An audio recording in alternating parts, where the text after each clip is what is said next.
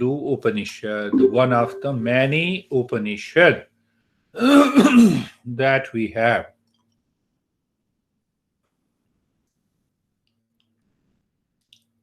We have many Upanishads. This is one of many Upanishads. 10 principal Upanishads are complex. Unless we understand their basics, as we have studied in the previous previously. But this Upanishad is extremely relevant to everyone in daily life. Yes, Kate, yes. So, you should have this book and read it every day. And even if you don't find out maybe 1 or 2 hours every day to study. So we study any text in Eastern wisdom with the 3 steps. First step, I do not know. Let me know it. Second step, I do not understand. Let me understand it. Third step, I do not experience, so let me practice. To experience, to change the mind, to change the brain, to change our attitude, and to change our personality to start living in peace and happiness at personal, professional, social, and family level. So in Sanskrit, they are, I do not know, let me know it is known as Shravanam. Shravanam. I have briefly written about this in the text because if you do not find the context of the text, then it does not make a sense. You just read it like a fiction. It does not work. So the 3 steps, Shravana means I don't know, let me know it. So how do you know it? By listening and learning from a teacher or studying the book. Provided you have your basics are clear. Second step is mananam. Mananam means contemplation and reflection. 2 part. I do not understand. That's a simple English. I do not understand, so let me understand. How do you understand? By asking questions. By asking questions pertaining to the principle. What questions you ask? What, why, where, who, when, etc., etc. And other questions that comes up to your mind to the teacher so that you understand. That's why you see that all these details are not there. It contains hardly how many 22 verses. You can hardly 22 verses. So you can study half an hour but doesn't get anything. So we have to follow this process. In the I do not understand, let me understand contains 2 part. First is contemplation. So what is contemplation? You ask the questions. Why you ask the questions? Why? Because of clarity. The greater the clarity in your intellect, less the choices you have. See that? You see, our master says, if the teacher opens up these verses, these principles, and you ask the questions, contemplation. Why contemplation? For clarity and conviction. Where the clarity and conviction should go? To your head. And second part of this is doubt-free mind. Reflection means that you free the mind from all the doubts. Now you free the mind from all the doubts that peace and happiness are your essential nature. What will happen to your mind? And the mind is craving for someone outside. What will happen to your mind? Mind will stop craving. So you have clarity and conviction, and you have removed the doubt. And then what happens? Third part. I have understood, there is a clarity, there is a conviction, but now I want to experience. So that comes the third step, nididhyasan. It is known as nididhyasan. Three steps.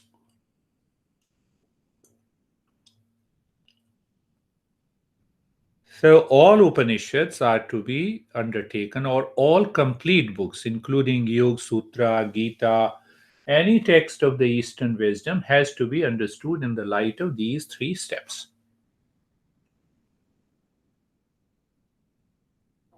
So when we understand that I think briefly I have covered in the beginning of a book. Now let us start with Upanishad. The verse. First verse says, Manohi dividham proktam shuddham cha shuddhameva cha ashuddham kama sankalpam shuddham kama vivarjitam. Everything is about the mind, mindfulness, higher practices, realization. Everything is there only in 22 verses. So, what is the first verse says? First verse starts with, it says mind of two types. One is pure, other is impure mind. Are you attached to me, impure mind? I am attached to you, impure mind. So, what is the impure mind? It says that impure mind has two things. One is Ashuddham Kama Sankalpam, it has desire and projection. And what the pure mind is? Pure mind is devoid of desire and projection. So what did we study? How we have to study? We have understood the principle. What is the principle? I know the principle. What is the principle? Pure and impure mind. Impure mind, desire and projection. And pure mind, devoid of them. So now I don't understand. Let me understand it. So, what is that understanding? What is mind? Is one, it becomes impure because of desire and projection. Now, understand there are two parts. Perception is always the same. I see Brandy, Kate, Lara the same way as others also see. They also point out, oh, here is Brandy, here is Kate, and here is Lara. So, what causes the problem? Projection. What is that projection? The mind projects Brandy with a liking or disliking, Kate with a liking and disliking, Lara with. That is what the projection is. Do you see that? Huh? Do you understand that? That is what causes the desire and the projections. The moment I am attached, so my perception of an object becomes different. What is that different? Either I am attached or detached. So when I am attached or detached, that causes the desire. Desire causes the delusion. Delusion causes the pride. Pride causes the strong obsession with the body, that I am the body. And this mind continues suffer. You are highly intelligent, but the mind is impure. You will continue to suffer. See that? How beautiful the wisdom is. So, our mind should remain pure for my own sake, not for others. If my mind remains pure for my own sake, then I'm living in this world. Now, the second verse. Maneva manusyanam karanam bandhamokshayo bandhai vishaya saktam muktam nirvishayam smratam. What a beautiful verse it is. So once we understand that the mind is of two kinds, huh? What is that? Pure and impure. Now the what the master is saying, it is the mind that is cause of the bondage, and it is the same mind that is the cause of the freedom. Same mind is the cause of the freedom, huh? From anxiety, stress, duality, conflict. And it is the same mind that causes the bondage. So now you can link the two verses. Which mind is cause of the bondage? The impure mind. So then further he clarifies Bandhai Vishaya Saktam Muktam Nirvishayam Smratam. So he clearly says if you identify attached with anything in the world, any object, any person in the world outside, you will continue to suffer. Your mind will cause bondage. And if the mind is free from that bondage, that attachment, then what happens? It brings freedom. What is that freedom? You realize your own nature and you discover inner peace, happiness, love, and wisdom in you. Got it, Salya? Antonita? Yes, keep smiling. The master used to say, be happy, keep smiling. So the second verse. Now,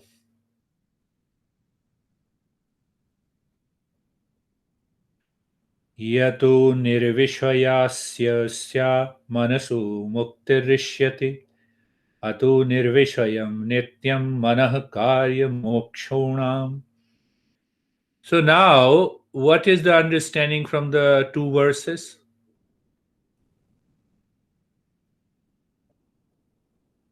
Alex, door is causing a problem to you? Yeah. It's a cat.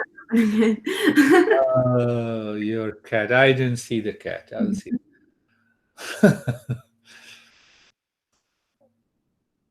So now link these two verses. And then the third verse comes. What is the third verse says? Since freedom depends on the mind being free from the objects outside. So, what should we do? We should continue to live in the world, but do not allow the mind to, do not allow the world to live in. We continue to live in the world, outward looking carelessly, but inside vigilant. Do not allow any attachment to take place in the mind. The moment the attachment takes place in the mind will enter, the world will enter within me. Huh? The world will enter within me. You see the third verse? House. So it's a very simple Upanishad and it makes sense. That's why I picked up this Upanishad. Otherwise, the other are complex Upanishads. So, what it means the first, mind is pure and impure. Impure mind causes suffering. Now we say mind becomes the cause of the bondage because of the mind is impure. So why it is impure? Because it is picking up the objects of the world outside. That object may be a person, maybe an item, maybe a thing.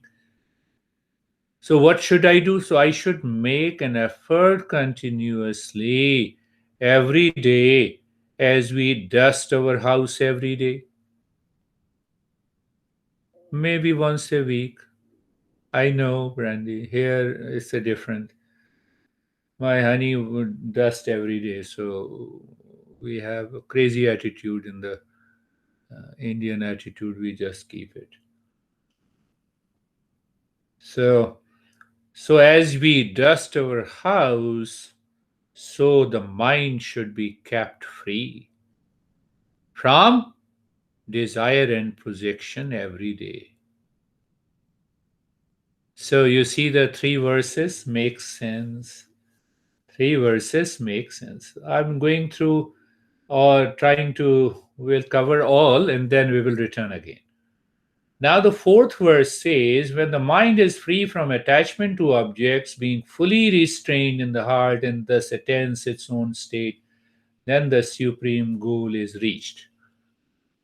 The fourth verse says, Nirasta Vishaya Sangam Sannirudham Manohradi Yadaya Ayatyam Atmano Bhavam Tatha Tatparam Padam. So, simple meaning is that when I awaken, when I discover my real self, where I discover the real self? Deep inside the heart. What is the heart of yoga? It is at the center of the rib cage. Heart is the seat of pure consciousness. It is the seat of real self. It is not the physical heart. Now, see that if this Upanishad is translated and given to a lot of medical doctors, they say, what a crazy stuff.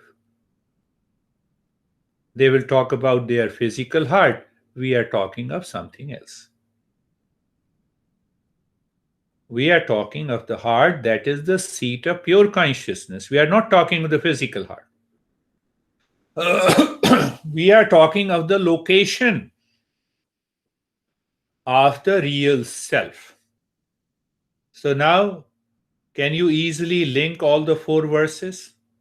So if the mind is kept free all the time, live in the same world, live with your honey, live with the cat or the dog, whatever you want to do, but do not allow the mind, do not allow the world to live in you. That causes the attachment, projection, problem, anxiety, suffering, stress. So when you don't do that, what happens? Then your heart is pure, clean. Then the mind is pure. Then the mind reflects the real self. Right? Understood? That is the beauty of learning the Upanishad. Every verse demands, at least 1 or 2 hours of understanding. I'll pick up 1 or 2 verses and then I'll explain to you how it takes. Now take up the fifth one.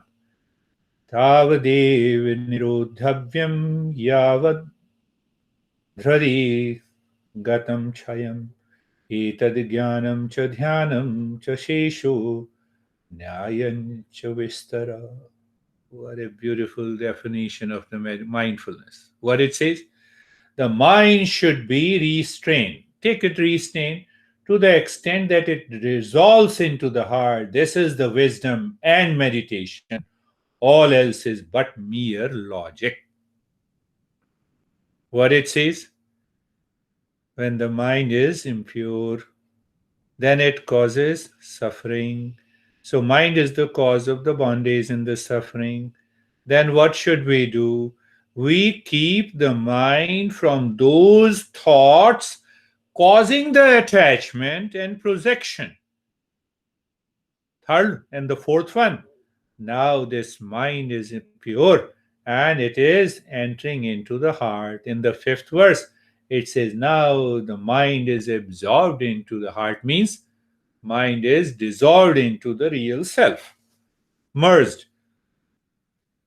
This is wisdom and this is mindfulness. The rest are just what he says, logic, just gossip. You may talk of lot of things. Oh, this is meditation, paying attention to I forgot now. There is something. Everyone talks about that, paying attention to something, something, something. I don't remember. I don't want to remember that.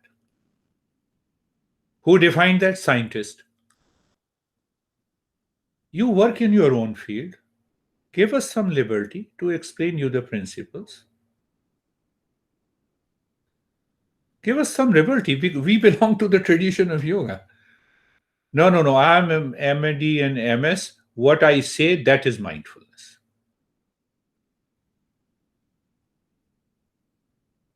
No, that will not work.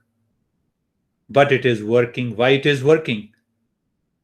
Because we are not fully equipped with the right knowledge and right understanding. It is there. So they take over.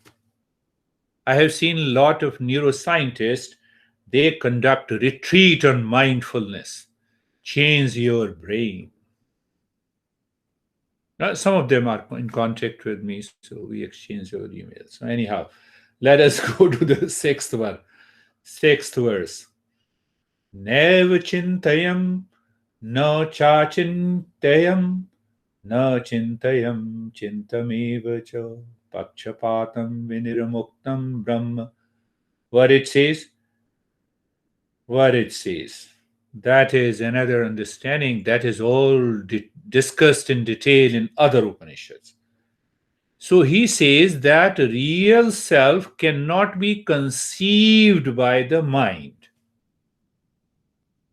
It is inconceivable.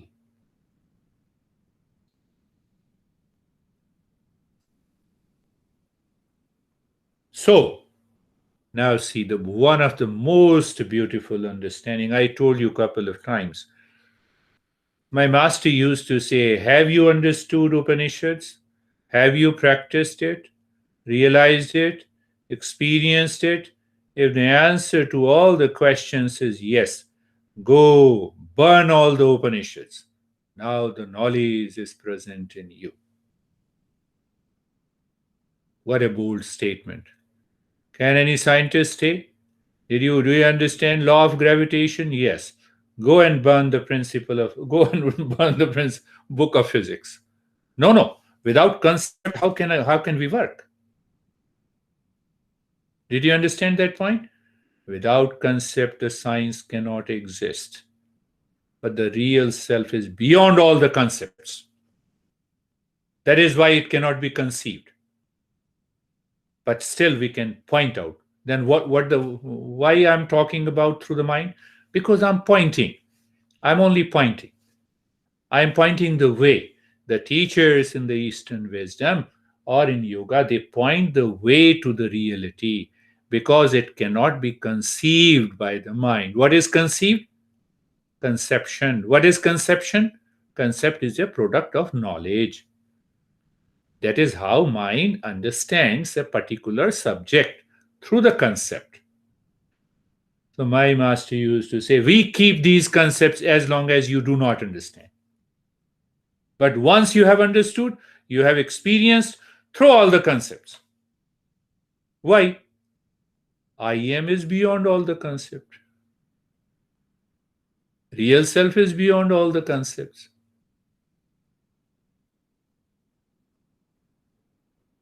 Can I say that there is a beautiful woman whose name is Alex? It's a wrong statement. No, it starts with a concept. What is a woman is a concept. Then beautiful is a concept. No, Alex exists without any concept. Lara exists without any concept. You see, the great masses is given. Now it goes in deep. We understand deeply that what is concept, how the knowledge takes place, what is the knowledge of reality, how this knowledge of the reality brings an end to the suffering. So that is explained in other Upanishads. Let us pick up the another one.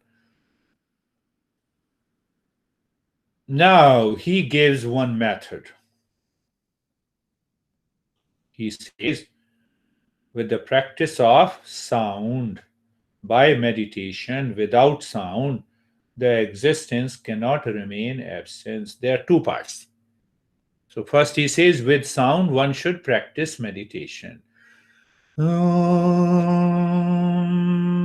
may speak loudly. So, when I speak loudly, I engage, I become aware of the sense organ, of the tongue as a organ, motor organ, and tongue as a sense organ. Do you get it? Tongue is both sense organ and motor organ. Motor organ because I speak from the tongue, because I taste from the tongue. So in another Upanishad, uh, it is explained that even in Gita also, somewhere it is explained that when I'm speaking any mantra, it means I'm engaging the tongue as a motor organ and as a sense organ. So I should maintain my awareness on that loudly. So there are 5 stages of uh, in Nada Yoga. There are 5 stages of mantra chanting. Vaikhari, it says Vaikhari. Vaikhari means Vaikhari AH. AH. Vaikhari means loud. Then Madhyama. Madhya means whispering. Then Pashyanti. Pashyanti means very slow so that other does not listen. Pashyanti. Then Para. Mental. Then Apara. So when we chant any mantra in 5 stages, then what happens? Then we enter into the meditation without any sound. There are 5 stages in Nada Yoga. Vaikhuri, Madhyama, Pashyanti, Para, Apara. It's a principle of Nada Yoga. Nada Bindu Upanishad explains this in detail. So here the master perhaps might be an expert. It's a nameless author. The author is not name of the author is not given of this Upanishad. So we can assume that he might be an expert of Nada Yoga. So that's why he gave one practice. Okay, meditation. Remember all the verses. Keep in your mind so that that will help you. Now come to the 6, 7, 8. So in the eighth verse, that indeed is the real self, partless, beyond concept, untainted. What happens then? When you do this kind of another meditation, what happens? The mind is totally absorbed, and mind reveals the knowledge that I am the real self.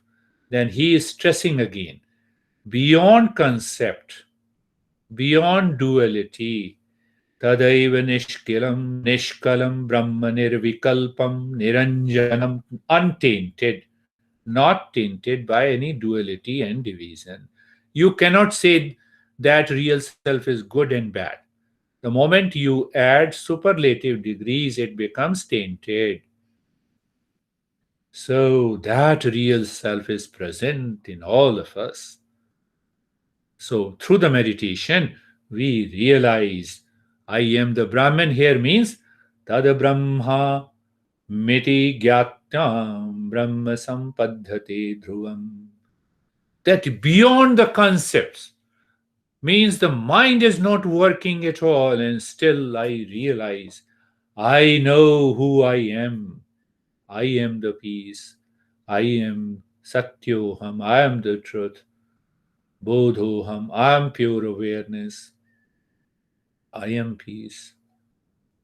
It is not when the mind says, but you experience that. That comes to your mind. Is that the result of meditation? Yes, that is one of the many experiences of meditation. He is stressing again. See, the teachings of the Upanishads hits directly to the truth. In the ninth sutra, he says, beyond concept, that real self is beyond concept. It is limitless. It is beyond reason. You cannot do any analogy. It is beyond inference. Huh? Do you remember the word inference I used? That is why I used in the first talk. Inference. What is the inference? The inference that it is the day, it is not night here. How do I know? There is a sunlight inside. But how do I know sunlight? Because the sun is outside there. Did I see the sun? No, but I inferred. So that is what the master is saying. It is beyond inference. It is causeless. Knowing that once in meditation you reach to that state of the consciousness where the mind and the intellect confirms it is beyond concept, limitless, beyond reason, beyond analogy, beyond inference, beyond causeless, then you have reach to the highest state of meditation. That is what is known as awakening. Got it?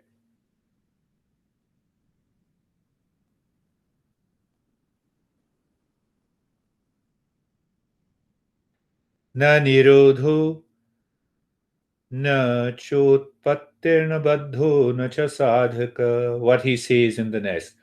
Then for the wise one who is free, there is neither restraint nor activity of the mind, nor is he in the bondage engaged in the practice. What happens? Now the mind is totally free from the desire and the projection. So the impurity is not there. Now that mind is totally absorbed into the real self, then what will happen? A drop of a water merged into an ocean. So what happened to that drop of water? It has become an ocean. It will behave like an ocean. Do you see? Think of this. It will behave like an ocean. Now see the reverse. We are an individual. So that individual is holding an ocean. So how that individual will behave, think, speak, and act? It will always speak, think, and act in peace and in happiness because it contains an ocean. Are you getting it, Internet? Think of that. It is not, we are not talking of a drop in an ocean. We are talking of an ocean in a drop. If we are the drop, we have realized an ocean. That is the beauty of meditation. Focus your mind on the breath. Why to focus? Give some reason and understanding, then you say focus your mind on the breath. So you see, that is why I picked up this Upanishad. Take up the 11th one. Atma means real self should be known to be the same in waking, dream, and sleep. Now he analyzes. He says, analyze, understand deeply. Did we understand in the basic text what is real self? It is not waker, it is not dreamer, it is not sleeper. Now, what he says. Every master teaches you the same thing. What he says, real self should be known, realized, understood to be same in waking, dream, and the sleep. This is another expression. What is expression? It is that real self is the same one in waking state, in dream state, in sleep state. What it means? It is not a dream state, it is not a sleep state, it is not a waking state, but it is present in the waking state, it is present in the dream state, it is present in the sleep state. You see the expression that makes the understanding deeper. Are you getting it? Huh? Randy, you're thinking. Did you get it?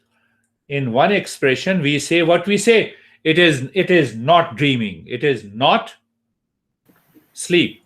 It is not waking. Clear. But it does not mean that if it is not a dream state, still it is present in the dream state. That is an expression. It is not a waking state, but it is still present in a waking state. It is not a sleep state, but it is present in a sleep state. Like, you may simply say only waves are there. No, wave is essentially a water. Inside the wave, there is a water. Water only. If the real self is not there, the dream state, the waking state, and the sleep state cannot exist. That is, so you see the expression to make our mind and intellect clear and understand. And then he says, for one who has transcended all the three states, there is no rebirth. The cycle of birth and the death is gone. The law of karma is dissolved, and I live into that awakened state in freedom. So he is explaining the goal of meditation. Yes, Brandy, you have to ask me something. No, I was just thinking. So, both of my boyfriend's parents have dementia, and so like even I was thinking about them being in this state of real self, even though they're like literally losing their minds, Yeah, right? yeah. So you see, Brandy, that this master made it very clear the mind has to be pure. Ah, So the pure mind becomes a qualified seeker. Qualified seeker contains all the fourfold qualification that we have just covered in the previous session. So when the mind lives into that state, that mind is capable of meditating. That is the first understanding. Now, can we help people suffering from dementia? The answer is yes. Can we help? When they are ready to listen, that knowledge into their mind, that you are not your mind. Dementia is in the mind, not you. Look at the teaching is totally different. So, first, dementia is not you because it is one factor in the mind, maybe a good or bad. Are you clear? The way you are not the body, the way you are not the mind. I think Lara knows, or you have attended, she attends all the sessions, she is suffering from Parkinson. And someday she is totally goes beyond the body. She enjoys that state. I have no problem. And personally, she says, I walked around the home and I cooked this. Otherwise, she need an assistance of maid.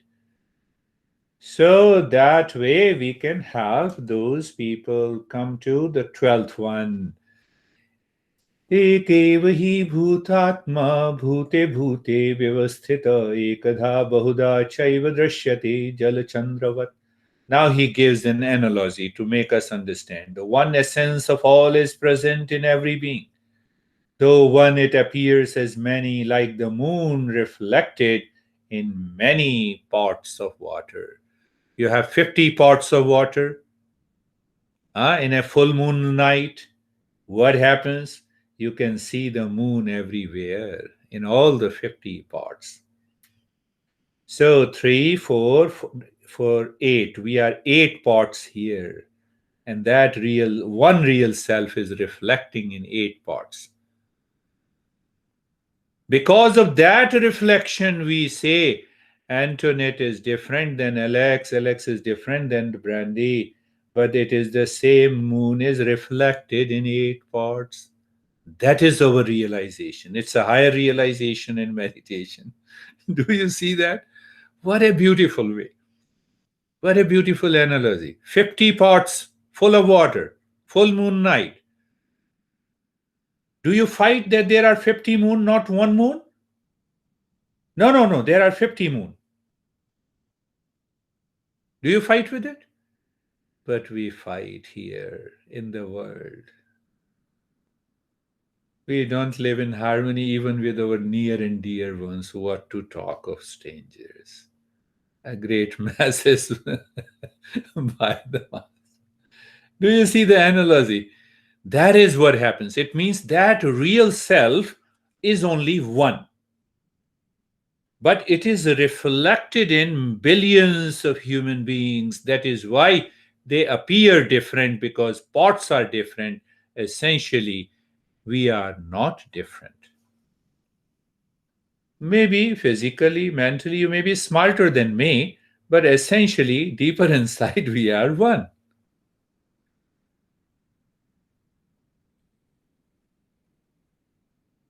Not a philosophy, it's a practical. When a pot that contains the space is moved, it is the pot that moves, not the space within. See the beautiful analogy. You have to contemplate and reflect again and again. I have a pot, right? Pot is here. Now I move the part there. Did the space move? The space did not move. Only the part moved. What it means? Now, you apply that example. Huh? Kate comes to Arizona. Did the real self move? Only the part, that is Kate, that moved.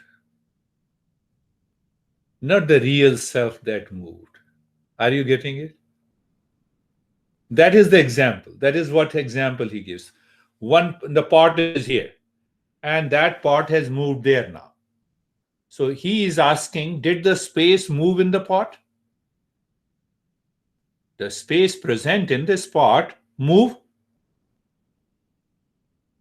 Space did not move. Are you clear? Did you understand?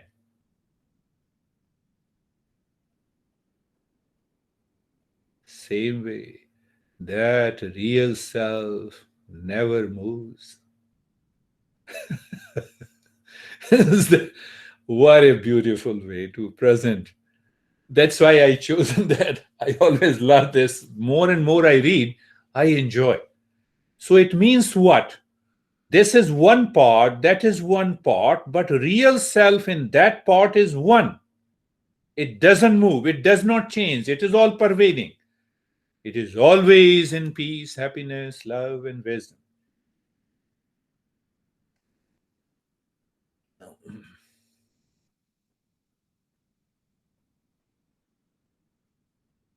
Now the master is teasing us in the 14th sutra. How he is teasing? Come on, this pot is made, the pot will break. Did you break when the pot breaks? What is pointing? If the body dies, do you die? No, you don't die. That real self never dies. He is hinting, he is also teasing us. Like the pot gains various forms and gets destroyed again and again. Once body does not know its destruction, that knows, that real self continues, that never dies. Can the space die? Can the water in the wave die? No. That is the ultimate result of meditation. We live into that state. Can you imagine? Just imagine and dream you are living into that state. What will happen? You will don't see the duality. You look at a person, internally you see the oneness. Outside you are communicating as two people. Where lies the problem? Internally. And now internally you know that oneness. You know the oneness of the right and the left hand. Right? Right? And if the right hand has hurt the left hand, will you cut your left hand? So actually, yama and niyama is attained when you live in meditation. In the beginning, yama and niyama, just to remind you, if you are doing physical harm, please don't do it. You don't reach to that state until you reach to that state of meditation. Are you getting it? That is the beauty of learning and understanding the Upanishad. Look at the beauty. Like the pot, one body. Pot is one body. So we have 8 bodies here, 8 parts. They are bound to die. You know, sometimes very old people used to go to my master and he says, no, I am scared of the death. My master used to say, at least one guarantee I can give you, that you will definitely die. That is certain. I told you, he was very blunt and straight. You will definitely die. So now you know that death is definite. Let the fear go. Live your life. 15th verse. Enveloped by the delusion of worlds, due to ignorance, one cannot reach the lotus. Now, another analogy. When ignorance is destroyed, the one real self perceives only oneness. What is this delusion? So it means I do not know my real nature only because of the delusion. And what is that delusion? Delusion, the definition of delusion, what appears true is not true. What appears true? There are 8 people here. That is delusion. That is not true. What is true? There is only one real self. Another delusion. I take that real self as the most handsome person in the world. So that handsome person pertains to the body, and that is the problem. So I am the body, but I am this is the pot. Do you see that? Now I just give my own example. Even if I'm not handsome, what difference it makes? This is just an example. You see that? Do you see that? That is the delusion. I am the body. Remain with the body. We say in our yoga tradition, you are crazy if you consider you are the body. I am very big. You are bigger than the sky. You are big. No, I am big by wealth. I am big by my beauty. And you take all the examples. That causes the delusion. And that causes you the anxiety and the suffering. I come to you and I go to you and I say, I am very big. You said you are crazy. My bigness is gone. I feel insulted. Why? Because I consider that I am big. And you destroyed my bigness. So why to keep that bigness in me? Why to keep that idea of wrong notion? Are you understanding? It changes your mind. It changes your personality. It changes your attitude. Let everyone be bigger than me. No problem. No problem. Let everyone be the more beautiful than me. No problem. Where is the problem? At least I am happy with myself. You see? Enveloped by the delusion, Shabda Maya Vrato Nev Tamasa Yati Pushkari Bhinnate Tamasi Chaikatwameka Evanupashyati. When the ignorance is destroyed, you remove that delusion. What happens? That real self is known. That real self is known.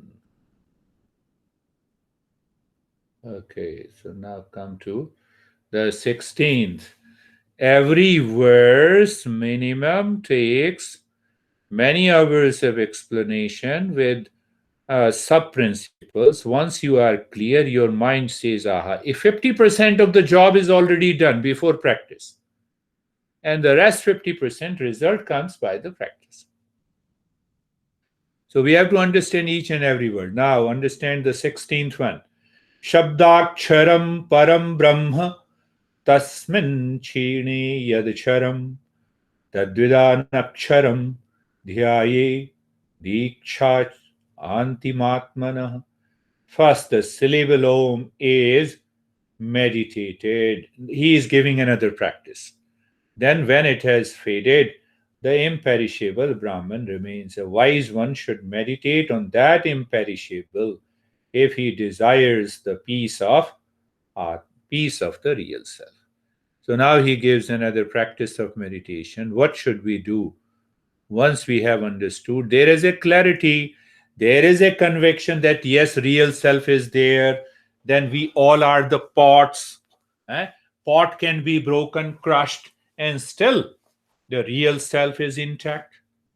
Means who I am will remain intact. It cannot be destroyed. What can be destroyed is the body. Body is a part. Body comes and goes. I am immortal. That is the meaning. Immortal does not mean belonging to the religion. So what the religion says, all the religion says, they have one or the other kind of a heaven. So religion says, I'm sorry, I cannot send you heaven just now, here and now. When you will die, I will send you to the heaven. So what I will see after death? I want to be happy here and now. That is the journey of yoga. Not heaven there and after. Heaven here and now. That is the meaning. So now understand. So what he says, Om. Mandukya Upanishad? Yeah, perhaps. Yeah, Mandukya or Manduko. So there is one principal Upanishad that explains in detail how to meditate on Om. So here he is simply saying that you meditate on Om. Om has 3 syllables. I just give you. Huh? You already know. Ah, ooh, ma. Huh? So I'm saying, but at the same time, when I listen to the sound of awe, I say, oh, waking state. Ooh, dream state. Ma. Huh? No. Ma. Sleep state. What is beyond? Turiya, the 4th state of consciousness. What is that? That is the real self. So you discover by chanting differently as the teacher guides you through the different uh, perhaps Mandukya Upanishad, perhaps I'll confirm it. I'm not reminding myself. So Manduk or Mandukya, there are 2 Upanishad, Manduk and Mandukya either. So it contains the exact process in detail. So it explains about the Om and it gives you that how to meditate on the Om. So what happens, you see that? What he is saying, that is most important. He said, when this Om disappears in your mind completely, then only you have transcended the mind. When it has faded completely, means what? You go beyond the concept of Om. So he keeps his logic as it is. He is not saying, he is not opposing it. He is not giving you an opposite logic.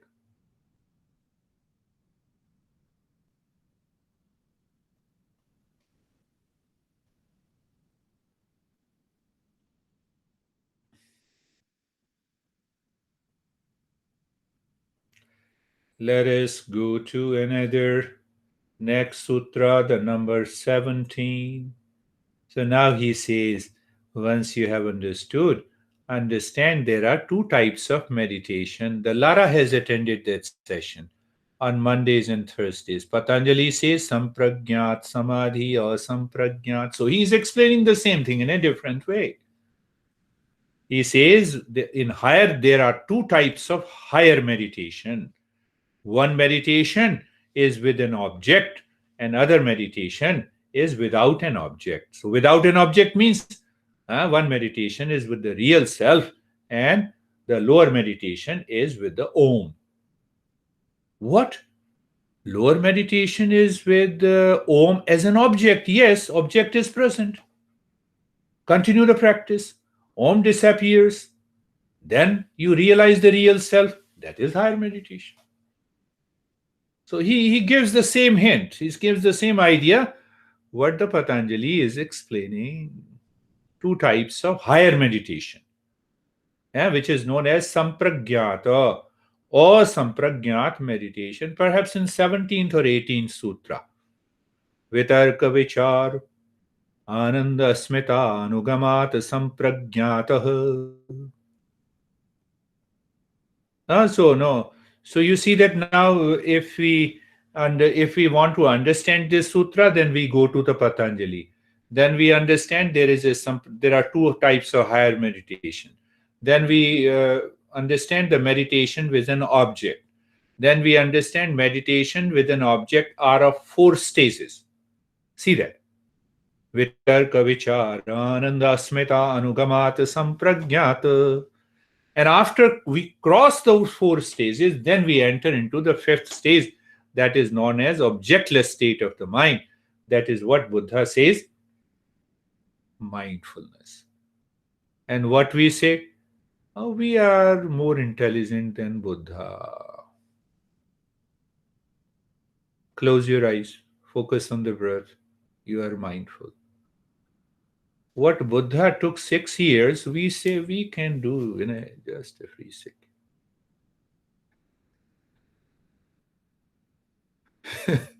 You see,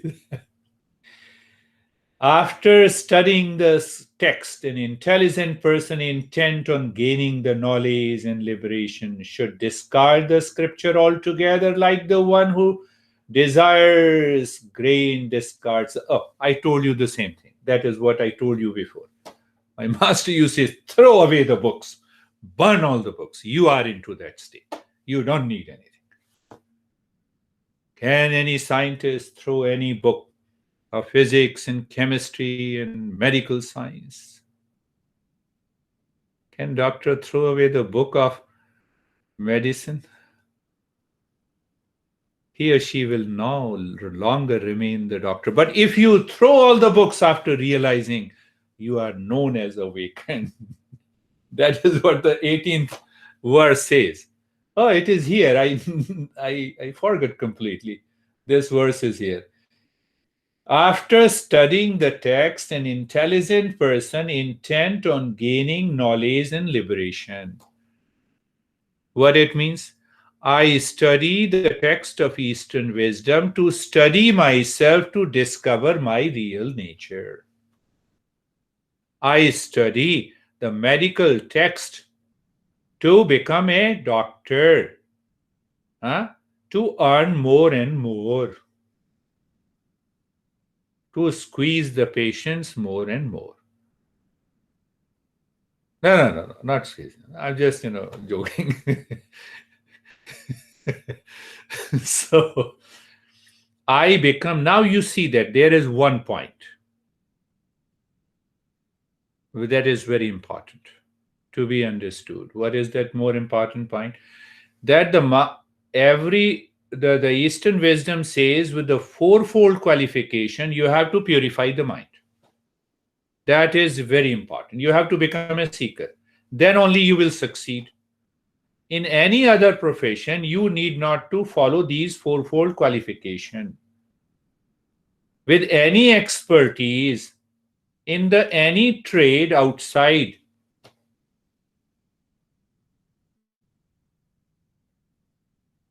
I don't want to say, because of absence of these fourfold qualification that we covered in the previous session, I can be a cheater.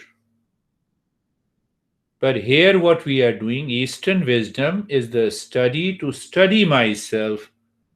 Can I cheat myself? That is the case. That is how I want to put it. This is what this is. Should discard. Throw all of the teaching. Throw all the books. Why? You are already there. You know. You are into that state of the calmness and peace. You see the ultimate climax of meditation. Let us go to the 19th. Cows of different colors have milk of one color. Knowledge is like the milk, and the scriptures are like the cows. Did you understand that analogy? What a great analogy. Yes. Brandy, you want to say something? I was just going to ask that if brown cows didn't have chocolate milk. What did you say? I was joking. I said if brown cows don't have chocolate milk. You know. I don't know. I don't know. You have to find out. Brown cows does not have a chocolate milk. And the buffaloes did not have a dark milk. Yes.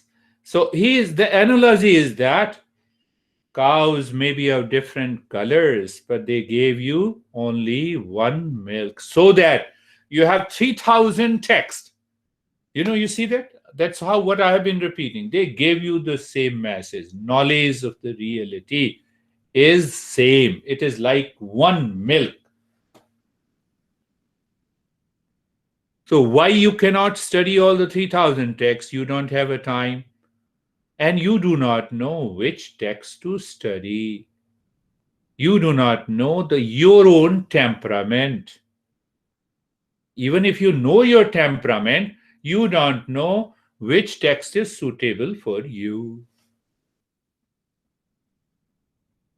That is why we have a master and a disciple tradition. Kristina is thinking, now I will become the teacher. Yes, you must become. Good. So now the 20th verse comes. What is the 20th? Like butter hidden in the milk, consciousness dwells in every being. How simple. Look at another analogy. Do you see the cream in the milk? No. You don't see the cream. But if you churn the milk, the cream appears. Same way, the real self is hidden behind the mind, behind the body, behind the intellect, behind the ego, behind the impurity. I have to churn myself. What is churning? Sadhana. What is sadhana? Practice. How to practice? I don't know. Let me know it. I don't understand. Let me understand it. I don't experience. Let me practice. I don't change. Again, refer the text and the teacher. Why you don't change? Continue the practice until you reach to that state.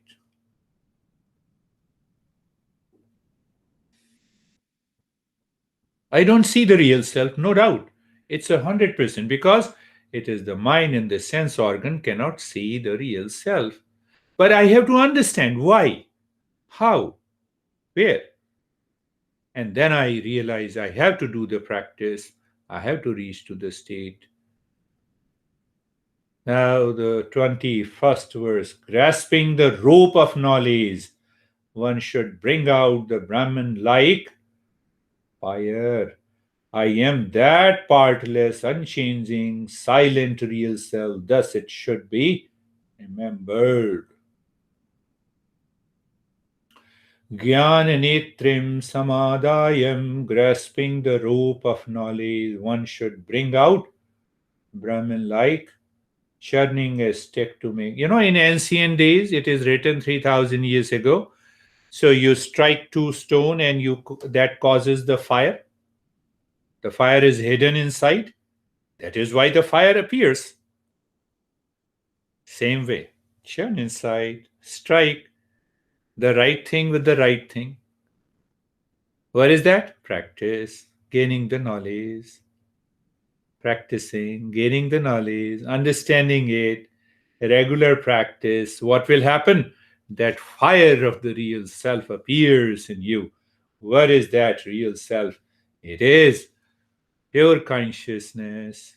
It is permanent happiness. It is eternal, everlasting love. Why to beg love from outside? Why to become a beggar when we are the king? So we don't realize that we are the king and the queen. That is the problem. So who helps us to realize? Teachings. In whom all beings reside, and who resides in all beings as the source of all blessings. I am that Vasudeva. Vasudeva is the name of a Krishna. Understand, just slowly, a little bit. I covered this text just in 1 hour. So Vasudev means Krishna. Krishna is the originator of yoga. And Krishna says, I am present in all the beings all the time. So means what? Now look at the verse. So you realize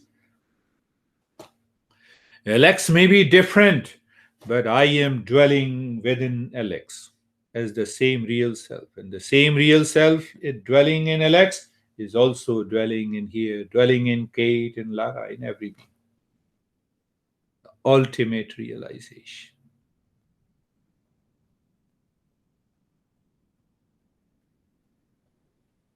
If your mind says I am crazy, then your mind is crazy.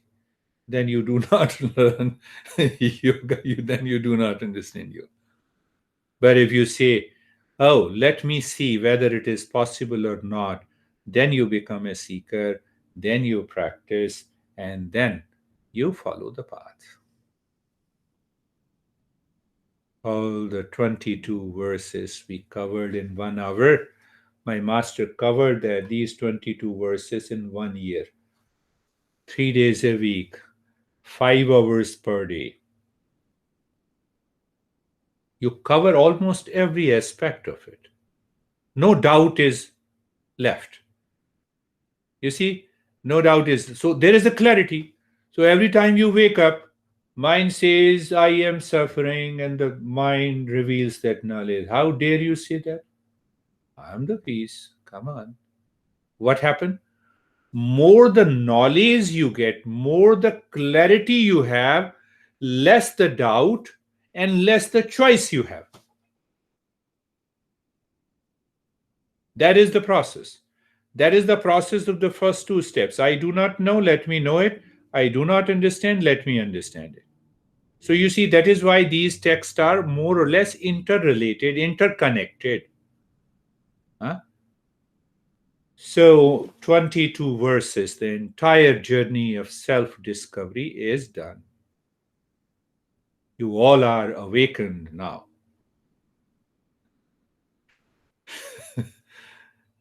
Why? Are you laughing in affirmation or? I'm laughing because I still have work to do. Me too. That was a lot, but woo, great. A lot great. And what about Alex? I have work to do too. What? Funny to think. Yes, that's a good intent. Mano hi dividham proktam shuddham cha ashuddhamev cha. Now pick up the one verse. I gave you some ideas about it, how it takes, one verse to understand for many, many hours. So first we understand what is mind. Then we understand what is the structure and the function of the mind. Then we understand how many states the mind lives in. What are the 5 subjective states? What are the 5 objective states, as explained by Patanjali? So now you see, you have understood the entire function of the mind. You have understood the different states of the mind. And now you have understood which state of the mind cause your anxiety and anger and duality and conflict. Now what happens? The knowledge that the mind is impure reveals within you. So he left everything. He said there are 2 types of mind. Mind is impure and mind is pure. So we need to understand that. So then we also have to understand how the mind becomes impure. So what is desire? How the desire takes place in the mind? Why desire takes place in the mind? When desire takes place in the mind? Where desire takes place in the mind? So now you understand from the different text what the master is saying. Oh, there may be a different text, like different cows or different colors, but it gives the one same milk, that one knowledge. Yeah?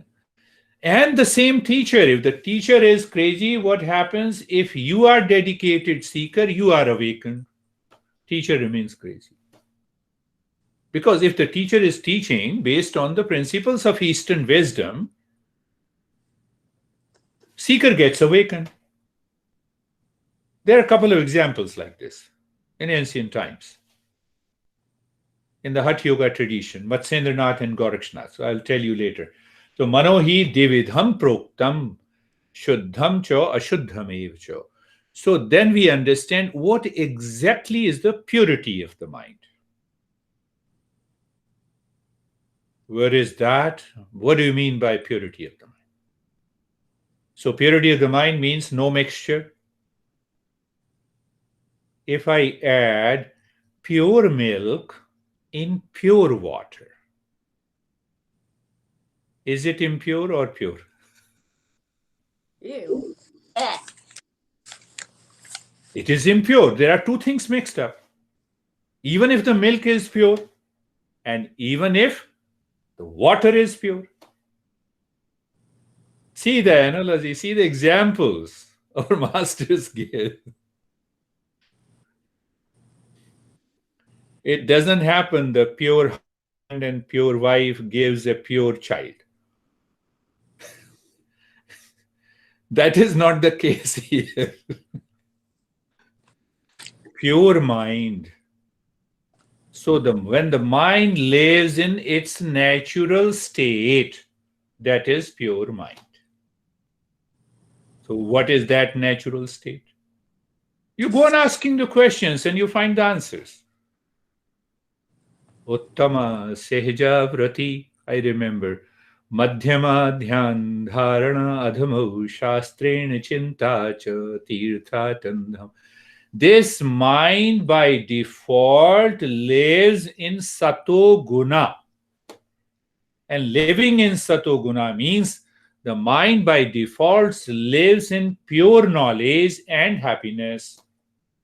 Because we don't know its nature, we start running and running and running. We start craving and craving and craving. We start asking. We start desiring. We start projecting. That makes the mind impure. So I have to reclaim the pure mind. All our mind is always pure.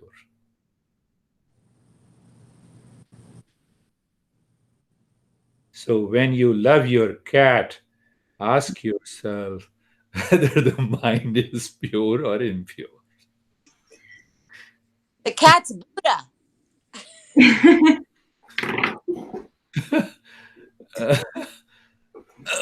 No, I will steal it. Say, okay. Oh, that's good. That's good.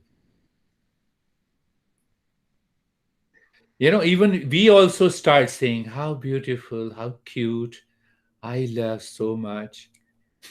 Where the mind has gone. You see that? You say it, but internally you maintain that awareness.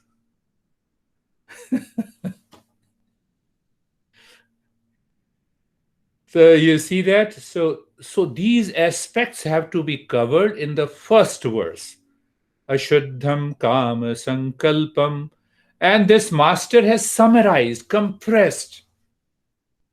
That impure mind contains the desire and projection, and the pure mind is devoid of it. So devoid of means what? There is no mixture. The mind lives in its natural state. So what is the natural state? We have understood. That mind can easily live and succeed in meditation, in awakening and realization. Now, questions.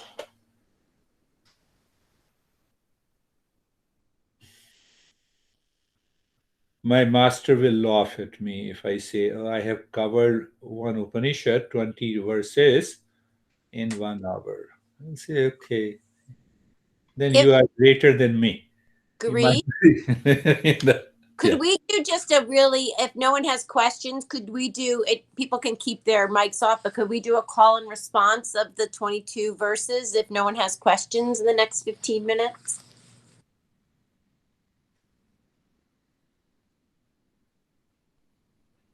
Whitney, Christina, Alex, Antoinette, tell me. I have one question. Yes. When you said you can't mix pure milk with pure water and it be pure, do you just mean because that would be like a duality of the mind? It's a No, one. no, because you added two things. It is a mixture.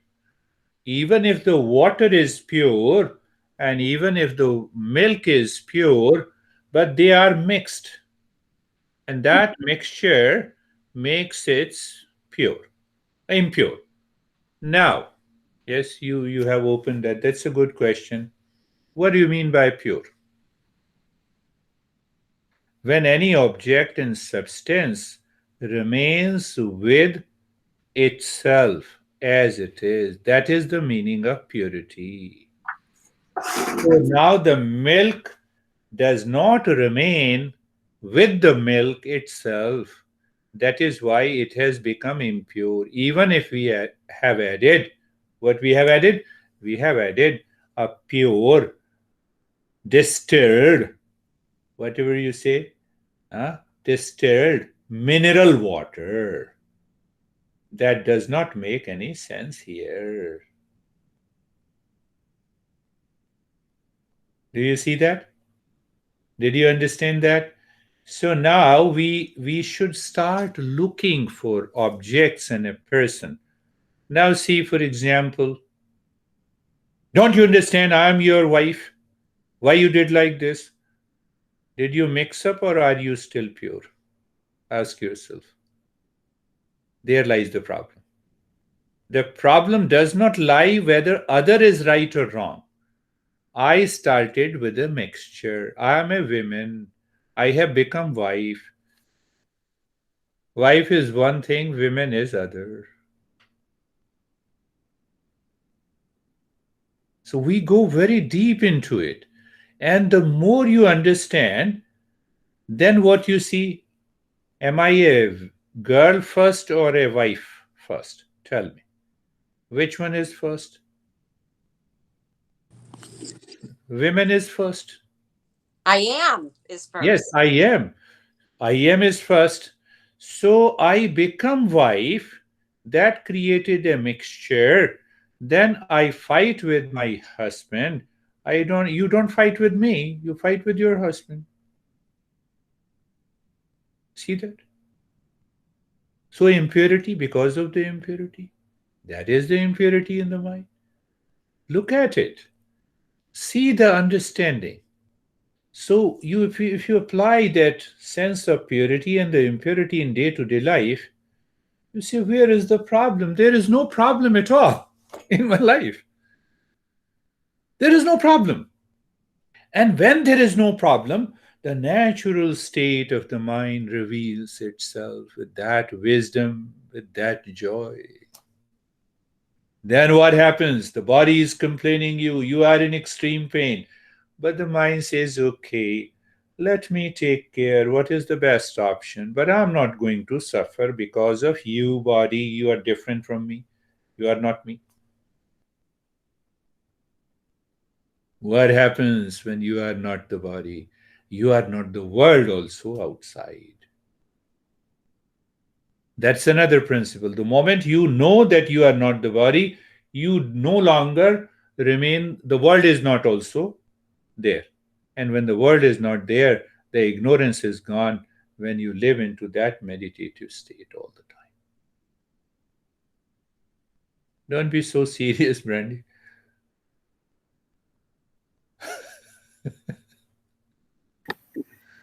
I was reading the comment in the chat. You reading the comment? Uh-huh. Trying to What? apply. There's a So I have written couple of comments there, and I did not teach you based on that what I have written uh, in the book. That gives you another understanding. So, Amrit, Girish, do you see Britt's comment? It says John Smoot, but that's Britt.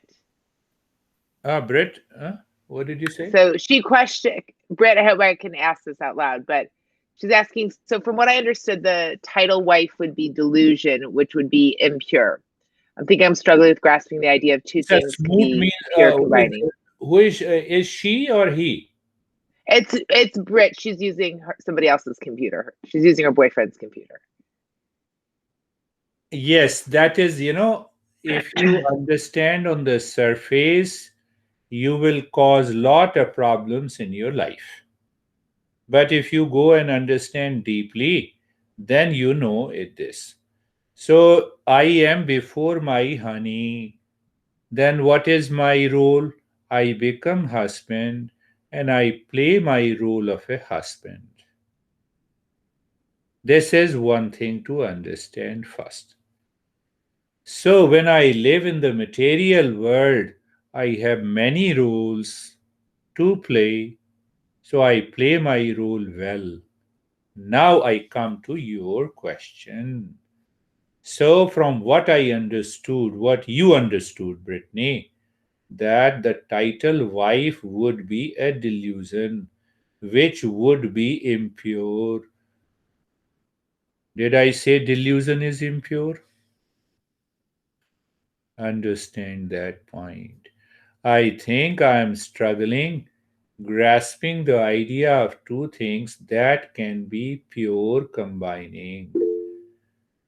First thing, First thing is that when two pure things combine, they become impure. What is the definition of purity?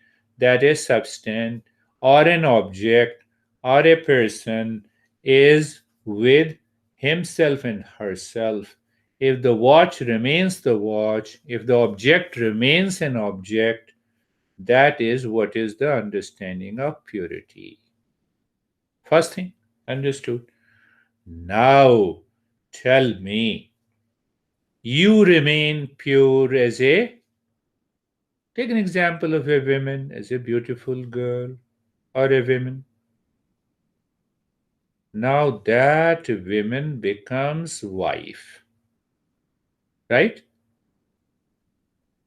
You are a woman as pure being. You become wife. That very becoming is what? That becoming is delusion.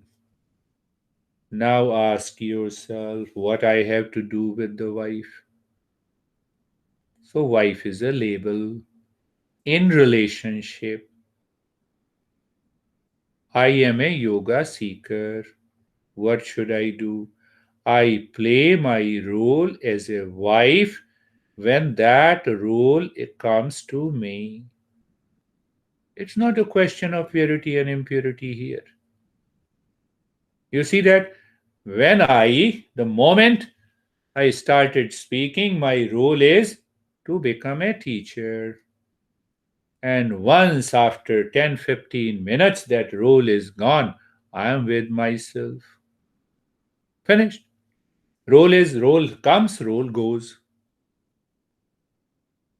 Role comes, role goes. Hollywood actor plays a role of a criminal. He has killed 50 people. In the film, then he knocks his door and he remains a criminal. The door is opened. He finds his honey. What he will do? If he continues to play that role. Did you understand? That Hollywood actor will also kill his wife. That is impurity. Did you get it? Did you get it?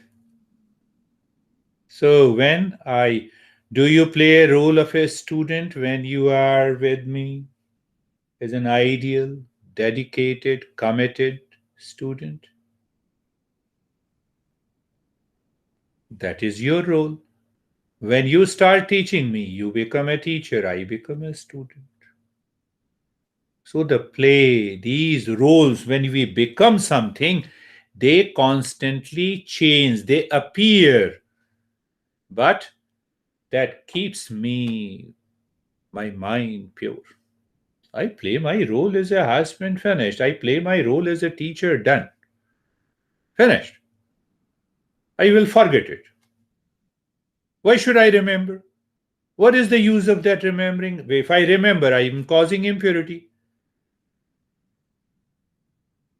Whether you appreciate me or not, why should I don't take that appreciation or not? I will accept with the humility if you appreciate me, but I don't stick to that. Karma yoga, free from the ego sense. So the karma yoga is also present there. Yes. Oh, Lara, you Yeah, because I think I just had a huge thing. So when you're an author, you're doing your writing, and then you put the book down and you go and do the next thing, and then you're finished.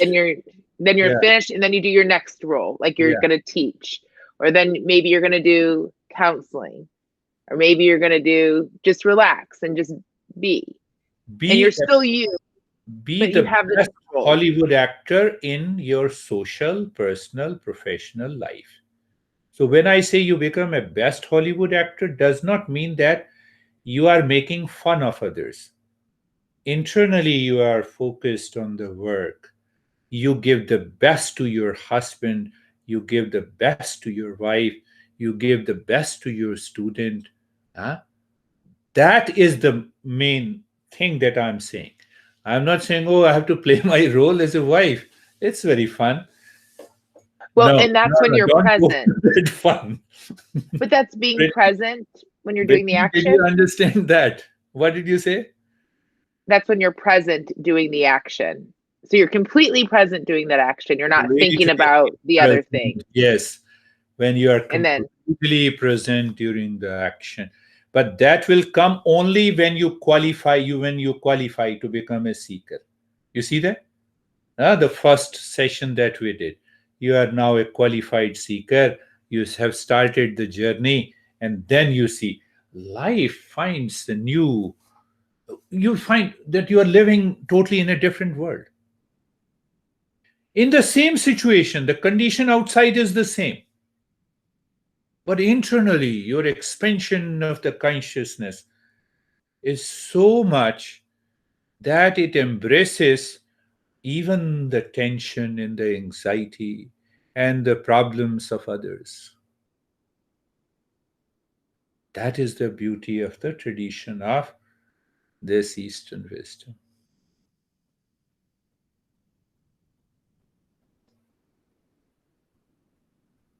Bethany, did you get it?